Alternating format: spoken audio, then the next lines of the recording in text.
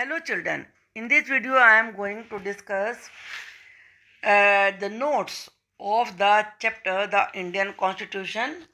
This is first chapter from class 8 civics. The Constitution of India is the longest written constitution in the world. ये सबसे बड़ी विशेषता है कि जो भारत का संविधान है वो पूरी दुनिया का सबसे बड़ा लिखित संविधान है. संविधान होता क्या है, कॉन्स्टिट्यूशन क्या होता है? It is a set of rules. ये रूल्स का सेट है by which the government rules our country, जिनके द्वारा सरकार हमारे देश पर शासन करती है. It is the supreme law of the land. यह सबसे बड़ा लॉ है देश का. It came into effect on 26 जनवरी 1950. ये 26 जनवरी 1950 से लागू हुआ था. Our constitution is based on the principle of democracy. हमारा कॉन्स्टिट्यूशन डेमोक्रेसी, सोशलिज्म यानी कि समाजवाद, सेकुलरिज्म, धर्मनिरपेक्षता के सिद्धांत पर आधारित है. डेमोक्रेसी प्रजातंत्र यानी कि लोगों के द्वारा वोट दी जाती है और नेता चुने जाते हैं, वो राज्य करते हैं. सोशलिज्म, सोसाइटी में सब बराबर हैं. सेकुलरिज्म, कंट्री का कोई स्टेट रिलीजन नहीं है, उसे कहते हैं secularism. Doctor Bhimrao Ambedkar is known as the father of Indian constitution. Doctor Bhimrao Ambedkar को इंडियन कॉन्स्टिट्यूशन का फादर कहा जाता है. Why does a country need a constitution? Country को कॉन्स्टिट्यूशन की जरूरत क्यों है? A constitution lays out certain ideals.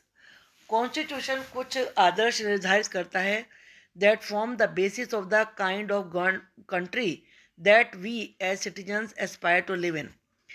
जो कि इस बात का आधार बनते हैं कि हम अपने कंट्री में जिसमें हम रहते हैं सिटीजन के रूप में, हम उसे कैसे रूप में देखना चाहते हैं, क्या उसका सपना देखते हैं. It tells us about the fundamental nature of our society. ये हमें ये भी बताता है कि हमारी सोसाइटी का नेचर कैसा होगा. It help serve as a set of rules and principles that all person in a country can agree upon. It help serve, ये उस रूप में भी सर्व करने में हेल्प करता है कि हमारे कंट्री में जो भी लोग रहते हैं वो सभी हमारे कॉन्स्टिट्यूशन के रूल्स पर और सिद्धांतों पर एग्री हों as the basis of the way in which they want the country to be govern. उस आधार पे कि हम अपने देश को किस तरीके से गवर्न करवाना चाहते हैं, यानी किस तरह का शासन अपने कंट्री में चाहते हैं. This include the type of government. इसमें किस प्रकार की सरकार होगी ये शामिल है. Also an agreement on certain ideals, और कुछ आदर्शों पर सहमति इसमें शामिल है. That they all believe the country should uphold. जैसे कि पूरा कंट्री मानता है कि हाँ हमें उन पर अडिग रहना चाहिए, उनको अपनाना चाहिए. When Nepal was a monarchy. Monarchy इसमें किंग का राज्य होता है, यानी कि राजा का शासन चलता है. जब नेपाल में मोनार्की थी, it reflected the final authority of the king. तो उस समय राजा के पास पूरी पावर थी, authority power. After transition of Nepal into democracy, फिर नेपाल में बदलाव आया. ट्रांजिशन का मतलब होता है बदलाव. डेमोक्रेसी में चला गया मोनार्की से. It started the process of writing a new constitution for the country. तो तब यहाँ पर नया कॉन्स्टिट्यूशन देश के लिए लिखने की प्रोसेस शुरू हुई. In a democracy, leaders exercise their power responsibly on the behalf of the people. Democracy में लीडर्स ही पावर का लोगों की तरफ से यूज़ करते हैं. It defines country's political system. ये कंट्री के पॉलिटिकल सिस्टम को डिफाइन करता है. इन डेमोक्रेटिक सोसाइटी, जो सोसाइटी डेमोक्रेटिक होती हैं, the constitution lays down the rules. Constitution rule निर्धारित करता है that guard against the misuse of authority by our political leaders, ताकि जो हमारे पॉलिटिकल लीडर्स हैं वो पावर का मिसयूज ना कर सकें, तो इसकी सुरक्षा करता है. इट ले सर्टेन इम्पोर्टेंट गाइडलाइंस. ये कुछ इम्पोर्टेंट गाइडलाइन भी बताता है that govern decision making process, जो कि डिसीजन जो फैसला लेने की, निर्णय लेने की प्रोसेस है उसको गवर्न करे, उसका आधार बने.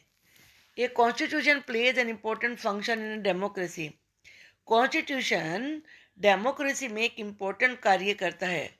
टू एंश्योर, ये श्योर करके that a dominant group does not use its power against any person, group, organization, etc. कि जो डोमिनेंट ग्रुप है, ज़्यादा पावरफुल ग्रुप है, ज़्यादा बड़ा ग्रुप है, वो अपनी पावर को किसी भी व्यक्ति, किसी भी ग्रुप या किसी भी ऑर्गेनाइजेशन के विरुद्ध उसका मिसयूज ना करे. कॉन्स्टिट्यूशन प्रिवेंट टायरनी और domination by the majority of A on A minority. साथ में कॉन्स्टिट्यूशन किसी भी मेजोरिटी के द्वारा माइनॉरिटी पर अत्याचार या डोमिनेशन, ज़्यादा अपना अधिकार जताना, इसको रोकता है. The Indian constitution guarantee the right to equality. Indian constitution सभी नागरिकों को समानता का अधिकार देता है. एंड सी और कहता है that no citizen can be discriminated, कि किसी भी नागरिक के साथ भेदभाव नहीं किया जा सकता. डिस्क्रिमिनेट का मतलब है भेदभाव करना, पक्षपात करना. On the basis of religion, धर्म के आधार पर, कास्ट जाति के आधार पर, जेंडर मेल है फीमेल है इस आधार पर, या कौन सी रेस का है इस आधार पर नहीं भेदभाव कर सकते. द इंडियन कॉन्स्टिट्यूशन की फीचर्स. इंडियन कॉन्स्टिट्यूशन के मेन फीचर्स क्या है? की से मतलब यहाँ पर चाबी नहीं है, मेन. The Indian national movement had been active in the struggle for the independence from British rule for several decade. Decade होता है 10 years का जो टाइम होता है वो decade कहलाता है. इंडियन नेशनल मूवमेंट एक्टिव रहा जब ब्रिटिश रूल से वो स्ट्रगल कर रहे थे इंडिपेंडेंस के लिए, और ये स्ट्रगल कितने डिकेड तक चला. Nationalist devoted a great deal of time to imagining and planning which a free India would be like. जो नेशनलिस्ट थे उन्होंने बहुत टाइम लगाया ये कल्पना करने में, प्लानिंग करने में कि फ्री इंडिया कैसा होगा. When the constitution was being written, जब कॉन्स्टिट्यूशन को लिखा जा रहा था, India was going through a turmoil. India में एक बहुत ही हलचल वाला टाइम था because of partition of India and Pakistan. क्योंकि इंडिपेंडेंस के साथ साथ इंडिया के दो टुकड़े भी हुए थे, इंडिया और पाकिस्तान के रूप में. The final document reflects A respect for maintaining diversity. जो फाइनल आखिर में डॉक्यूमेंट तैयार हुआ बन के कॉन्स्टिट्यूशन का, उसमें ये दर्शाया गया, बताया गया कि जो डाइवर्सिटी है इंडिया में, उसको उसके प्रति रेस्पेक्ट दिखाना चाहिए, उसे एक्सेप्ट करना चाहिए. विद प्रिजर्विंग नेशनल यूनिटी, साथ में नेशनल यूनिटी को प्रिजर्व करना चाहिए. Along with eradication of poverty, poverty को ख़त्म करना चाहिए. इरेडिकेशन का मतलब है समाप्त करना. थ्रू सोशल इकोनॉमिक रिफॉर्म्स, सामाजिक आर्थिक सुधारों के द्वारा. रिफॉर्म्स कहते हैं सुधार. Following are the key features of Indian constitution. Indian constitution के मेन फीचर्स ये हैं. पहला है federalism. It refers to the existence of more than one level of government in the country. इसका मतलब है कि हमारे कंट्री में एक गवर्नमेंट नहीं है, एक से ज़्यादा लेवल हैं गवर्नमेंट के. These are at the state, state में है, सेंटर पर लेवल पर है. Citizens are govern by laws, और नागरिकों पर लॉ का शासन है, पॉलिसीज़ हैं made by each of these levels of government. जो गवर्नमेंट के 3 लेवल्स हैं, पंचायती राज हो गया, स्टेट लेवल हो गया, सेंट्रल लेवल हो गया, तो जो भी वो नियम बनाते हैं. पार्लियामेंट्री फॉर्म ऑफ गवर्नमेंट, यहाँ पर पार्लियामेंट्री फॉर्म ऑफ गवर्नमेंट है. आपने सुना होगा पार्लियामेंट है इंडिया में, लोकसभा, राज्यसभा, तो उसके हाउस हैं. The constitution of India guarantees universal adult suffrage. Universal adult suffrage का मतलब है एडल्ट यानी कि 18 ईयर्स या 18 से अबव की एज के लोग. सफरेज का मतलब वोट, यूनिवर्सल का मतलब सभी को. सभी एडल्ट जो कि 18 या 18 से अबव के हैं, वो उन्हें वोट डालने का अधिकार है. This means every citizen of the country respective of his और हर सोशल बैकग्राउंड. हर नागरिक इस बात की कोई उसकी बगैर परवाह किए कि उसका सोशल बैकग्राउंड क्या है, have a direct role in electing their representatives. उन सबको अधिकार है कि वो अपना रिप्रेजेंटेटिव, अपना प्रतिनिधि, अपना लीडर चुन सकते हैं. रिप्रेजेंटेटिव्स आर दस अकाउंटेबल टू द पीपल. जो रिप्रेजेंटेटिव होते हैं, रिप्रेजेंटेटिव का मतलब समझिए कि लीडर्स जो हैं वो लोगों के प्रति उनकी जवाबदेही है, यानी कि उन्हें जवाब देना पड़ेगा अगर कुछ गलत हुआ तो. In a parliamentary form of government, जो हमारी गवर्नमेंट की पार्लियामेंट्री फॉर्म है उसमें। सेपरेशन ऑफ पावर्स, सबकी पावर्स अलग अलग हैं। There are 3 organs of the state, state के 3 पार्ट्स हैं। लेजिस्लेचर जो नियम बनाती है, एग्जीक्यूटिव जो उन लोगों को लागू करते हैं, जुडिशरी जब कोई संकट उत्पन्न होता है तो कोर्ट में जाते हैं। The legislature refer to our elected representative, legislature से मतलब है हमारे चुने हुए नेता, दोज हु मेक्स लॉ, जो कि नियम बनाते हैं, those who make laws. The executive is a smaller group of people, executive छोटा ग्रुप है लोगों का, who are responsible for implementing laws, जो कि लॉ को लागू करने के लिए जिम्मेदार हैं, रनिंग द गवर्नमेंट, और गवर्नमेंट चलाने के जिम्मेदार हैं। थर्ड है judiciary, refer to the system of courts in the country, judiciary से मतलब है कंट्री में कोर्ट का सिस्टम। हु सेटल्स डिस्प्यूट, जो झगड़ों को सेटल करते हैं। मेक श्योर, ये सुनिश्चित करते हैं दैट लॉज आर ओबेड, कि हर कोई लॉ को फॉलो करे, माने।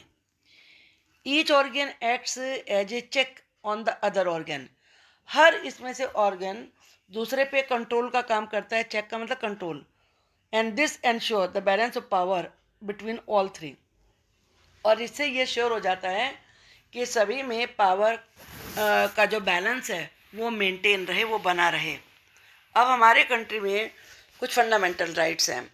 The fundamental rights are refer to as the conscience of Indian constitution, fundamental right आप कह सकते हैं कि भारतीय संविधान की आत्मा है। Fundamental rights protect citizen against the arbitrary, arbitrary का मतलब मनमर्जी से, कि जो फंडामेंटल राइट्स हैं वो सिटीजन्स को बचाते हैं किससे, मनमर्जी के, और मतलब पावर का, स्टेट के द्वारा पावर का गलत प्रयोग पूरा अपनी मनमर्जी के द्वारा जैसा चाहे वैसा मिसयूज ना किया जाए, इससे सुरक्षा करते हैं। The constitution guarantees the right of individuals, constitution individuals को राइट, कुछ अधिकार की गारंटी देता है against the state as well as against other individuals, state से भी और इंडिविजुअल्स के अगेंस्ट भी।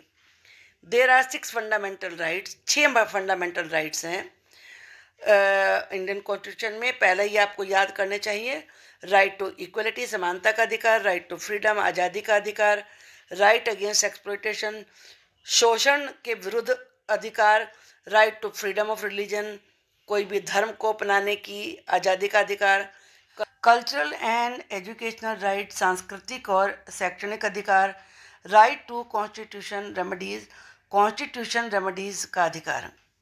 इन addition to fundamental rights, fundamental rights के अलावा the constitution has a section, constitution में एक सेक्शन है जिसे कि directive principles of state policy कहते हैं। It ensure greater social and economic reform, ये सामाजिक और आर्थिक सुधार को सुनिश्चित करता है। And to serve as a guide to independent Indian state, और इंडिपेंडेंट इंडियन स्टेट को के लिए गाइड का काम करता है। टू इंस्टीट्यूट लॉज, लॉज बनाने के लिए, पॉलिसी बनाने के लिए। That help reduce the poverty of the masses, masses का मतलब जनता, पब्लिक, जो कि पब्लिक की गरीबी को रिड्यूस करने में, कम करने में हेल्प करे। Secularism, a secular state is one, secular state वो होता है in which the state does not officially promote any one religion, जिसमें कि स्टेट किसी एक रिलीजन को बढ़ावा नहीं देता कि ये हमारा स्टेट रिलीजन है। The constitution plays a crucial role in laying out the ideals, constitution आदर्शों को बनाने में क्रूशल रोल प्ले करता है। That we would like all citizen of the country to adhere to, जिन्हें कि हम अपने कंट्री के सिटीजन के रूप में चाहते हैं कि उनको सबको अपनाना चाहिए, इंक्लूडिंग द रिप्रेजेंटेटिव, भले ही चाहे वो नेता हों, that we elect to ruler, जो कि जिन्हें हम चुनते हैं अपने ऊपर शासन करने के लिए, उन्हें भी इन नियमों को मानना चाहिए। Constitution has been change over the years, constitution में कुछ सालों में बदलाव आए हैं to reflect new concerns of the polity, जिसमें कि अब पॉलिटी को लेकर नए जो चिंताएं हैं वो व्यक्त होती हैं। That involve the change in the fundamental nature of the country, जिसमें कि कंट्री का जो फंडामेंटल नेचर है उसके बदलाव, उसका बदलाव भी इसमें शामिल है। आई होप कि ये वीडियो देखकर आपको इस लेसन में क्या है ये ज़रूर समझ में आया होगा। स्टूडेंट्स के लिए naturally it is a little bit difficult thing, लेकिन इसको अगर आप देखने के बाद आप क्वेश्चन आंसर देखेंगे या लेसन पढ़ेंगे तो आपको ईजी रहेगा समझना लेसन को। आगे मैं और वीडियो बनाऊंगी, उनको ध्यान से देखिए और मुझे कमेंट बॉक्स में लिख के बताइए कि आपकी वीडियो कैसी लगी। Thank you.